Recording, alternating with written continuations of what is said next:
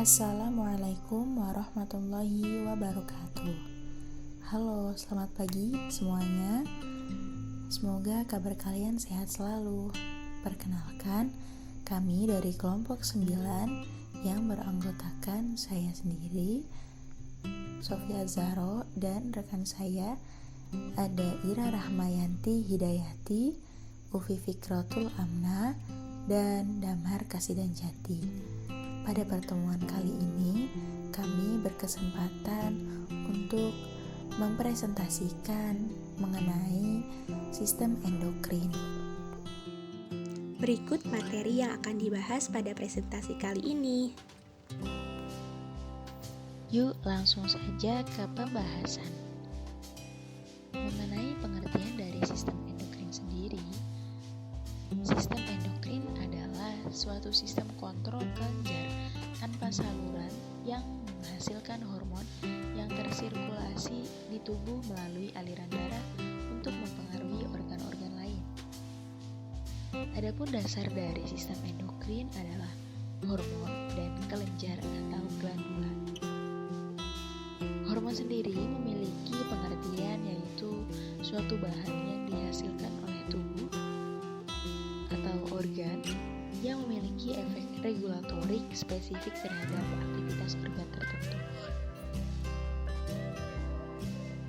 Adapun sel-sel yang menyusun organ endokrin adalah sel new secretory dan sel endokrin sejati.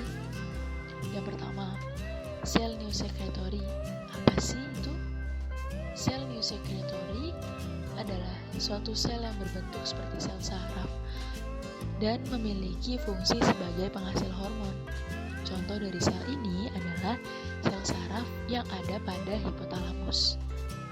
Sel tersebut memperhatikan fungsi endokrin sehingga dapat juga disebut sebagai sel neuroendokrin.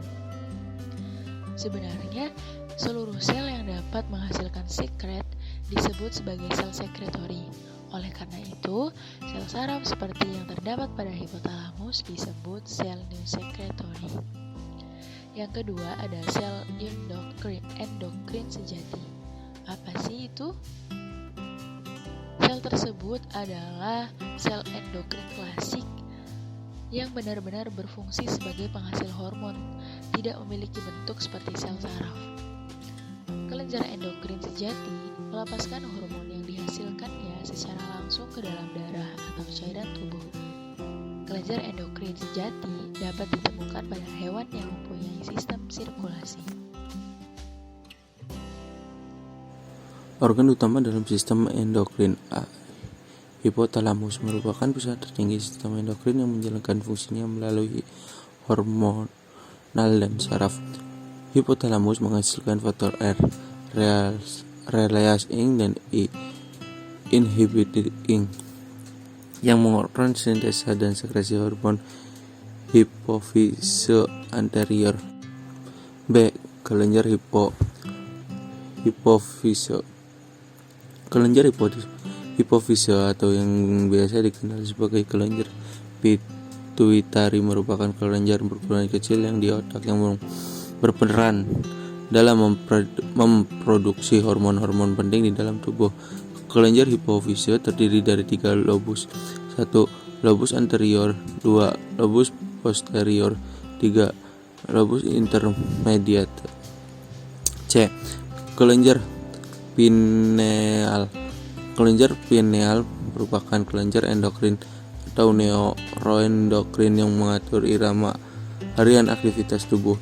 Pada manusia, kelenjar ini terletak di dinding posterior ventrikel ketiga yang melekat pada otak dan berbentuk kerucut yang sangat kecil. D. Kelenjar tiroid. Kelenjar ini merupakan produsen sekaligus tempat penyimpanan hormon yang mengatur berbagai fungsi tubuh kita, termasuk detak jantung. Kelenjar tiroid yang menghasilkan hormon tiroid terletak di bagian bawah leher. E. Kelenjar paratiroid. Kelenjar paratiroid adalah kelenjar penghasil hormon paratiroid yang berperan penting dalam mengatur kadar kalsium dalam darah. Kelenjar ini mengalami gangguan, maka akan berisiko mengalami berbagai masalah kesehatan, salah satunya adalah gangguan tulang. F. Kelenjar suprarenal. Kelenjar ini terletak di kutub atas ginjal sehingga disebut juga suprarenal. Kelenjar suprarenal terbagi menjadi dua lapisan. Lapisan medula adrenal menghasilkan katekolamin dan korteks adrenal menghasilkan steroid. G. Kelenjar pankreas. Pankreas adalah organ kelenjar yang memanjang pada dinding posterior abdomen, tempat di belakang lambung yang memiliki beberapa fungsi dalam sistem pencernaan. Pankreas dikelilingi oleh hati, limfa, kandung empedu, dan usus kecil. Terletak di retroperitoneal, rongga abdomen bagian atas, termentang horizontal dari bagian atas, termental dari duodenum kolien atau organ limfatik. Jaringan utama pankreas terdiri atas 1. Sel asini menghasilkan enzim pencerna. 2. Pulau Langerhans terdiri dari sel alfa, beta, dan delta. H. Kelenjar adrenalin. Kelenjar adrenal merupakan sepasang organ yang terletak dekat kutub atas ginjal terbenam dalam jaringan adiposa parirenal. Kelenjar adrenal dibungkus oleh simpai, jaringan ikat pada yang mengirim septa tipis ke bagian dalam kelenjar sebagai trabekula. Kelenjar adrenal terdiri dari dua lapisan konsentris, yaitu korteks adrenal dan medula adrenalis. E. Kelenjar timus. Kelenjar timus adalah kelenjar yang terletak di tengah rongga dada, tepatnya di belakang tulang dada dan di antara paru-paru. Bentuknya menyerupai tabung kecil dan terdiri atas dua bagian yang berukuran sama. J. Testis dan ovarium. Kelenjar testis terletak di bagian interstitial testis. Kelenjar ini dibentuk oleh sel-sel Leydig dan menghasilkan hormon relaksin dan testosteron. Hormon relaksin berperan dalam mengatur reaksi otot-otot yang berkaitan dengan sifat kelamin. Hormon testosteron berperan penting dalam pengaturan pembentukan sperma dan ciri kelamin sekunder pria.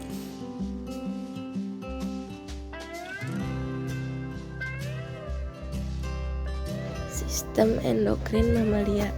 Sistem endokrin mamalia pada mamalia, contohnya manusia, sistem endokrin pada merupakan sebuah sistem kontrol kelenjar yang tak mempunyai saluran dalam menghasilkan hormon.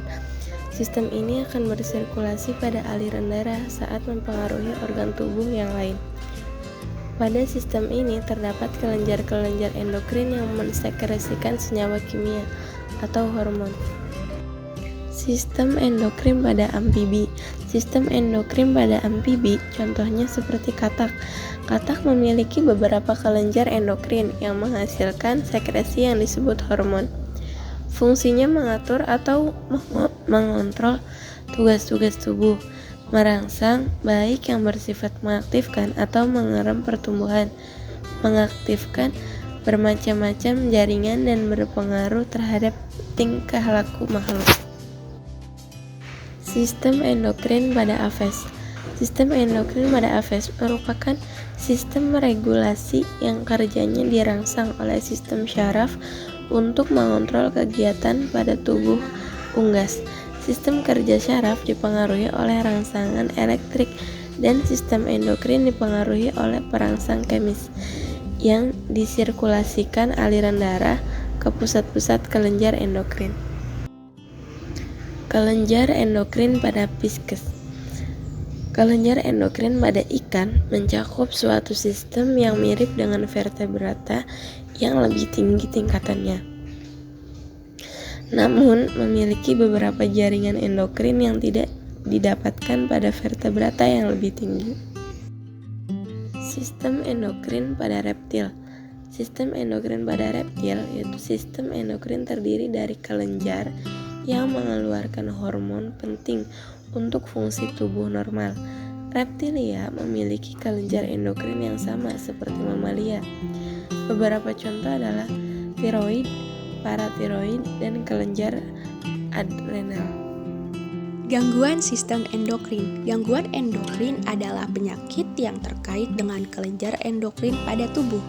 Gangguan pada kelenjar endokrin bisa menyebabkan berbagai penyakit, mulai dari malnutrisi, gondok, diabetes, gangguan jantung, hipertensi, hingga tumor ganas pada sistem pencernaan.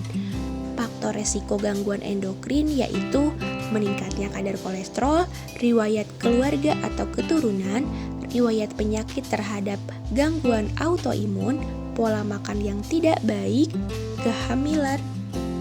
Pada kasus hipotiroid, operasi, trauma, infeksi, atau cedera serius. Jenis-jenis gangguan sistem endokrin yaitu yang pertama ya diabetes mellitus. Diabetes mellitus atau DM merupakan suatu penyakit menahun yang ditandai dengan kadar gula darah atau gula darah melebihi normal, yaitu kadar gula darah sewaktu sama atau lebih dari 200 mgdl dan kadar gula darah puasa di atas atau sama dengan 126 mgdl. DM dikenal sebagai silent killer karena sering tidak disadari oleh penyandangnya dan saat diketahui sudah terjadi komplikasi. DM dapat menyerang hampir seluruh sistem tubuh manusia, mulai dari kulit sampai jantung yang menimbulkan komplikasi loh. Jadi hati-hatilah. Yang kedua yaitu tiroid. Tiroid adalah gangguan sistem endokrin yang menyebabkan gangguan pada kelenjar tiroid, dapat menyebabkan hipertiroid dan hipotiroid. Hipertiroid adalah kondisi yang ditandai dengan kelenjar tiroid yang overaktif sehingga tubuh lebih aktif dalam memproduksi hormon. Sedangkan hipotiroid merupakan kondisi di mana tiroid underaktif dan menghasilkan terlalu sedikit hormon tiroid. Saya dari perwakilan kelompok 9 mengucapkan terima kasih banyak sudah menyimak video presentasi kelompok 9. Semoga kalian memahami materi ya, dan mohon maaf apabila ada kata-kata yang kurang berkenan. Semoga kalian tetap sehat selalu, jaga kesehatan dan tetap semangat ya. Wassalamualaikum warahmatullahi wabarakatuh.